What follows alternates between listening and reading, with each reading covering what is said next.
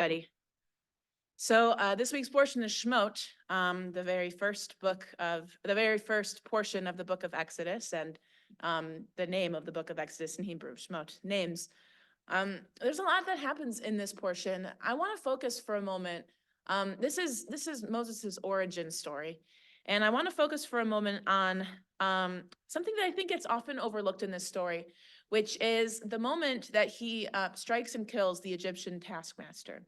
So I want to first of all mention that it doesn't explicitly say so maybe in the Torah, but in the Midrash it teaches us that Moses would have grown up knowing that he was Hebrew.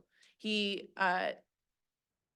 sister Miriam followed his journey in the basket on the river, and when the daughter of Pharaoh found the basket and decided to take him in, she volunteered the information that she knew a wet nurse that who could nurse the baby, and it was none other than Moses' mother Yocheved, right? So she was his nursemaid, even though she's his mother. So she would have told him, she would have informed him of his ancestry and who he was. So he would have grown up knowing that.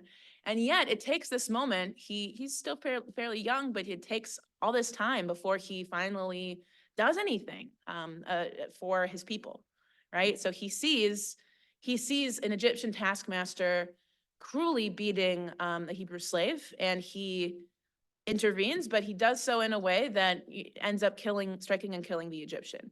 And then, interestingly, it doesn't mention him running away right away.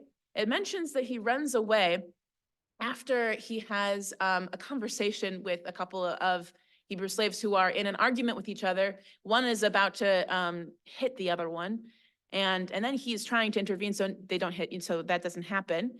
And then the one who is about to strike says, "Oh, well, what are you gonna kill me too?" Right? So it's interesting that he runs away after he's confronted by his own people by what he had done. I think that's interesting because you would think that perhaps the position of privilege that he had in the Egyptian court might have exempted him actually from any punishment for what he had done to the Egyptian taskmaster. Might have. It doesn't explicitly say so, but here he's confronted by his own people by what he's done, and he realizes that that was not the right way to go about intervening for his people. Later we see he goes into exile, then he is called up by God, and he comes back and he does it the right way by freeing them. But rising up to kill someone isn't necessarily the right way to go about something like that, because in that situation, maybe it helps the one person who was being beaten, but it doesn't help the whole people, right? So we see that he's confronted by his own people. He realizes he comes to who he is, right? Because he realizes the position of privilege he's had his whole life up until this point. He hasn't really noticed, I don't think, the suffering that his people has had. Here he notices the suffering. He tries to do something. He goes about it the wrong way. He goes into exile. He kind of starts his hero's journey, if you will. But he realizes that he needs to do something, right? So when we see injustice in the world, we know we need to rise up and do something. We know we need to go about it in the right way. So I think we learn a lot from this example from Moses, and we can't be blind to the suffering of those around us, especially our own people.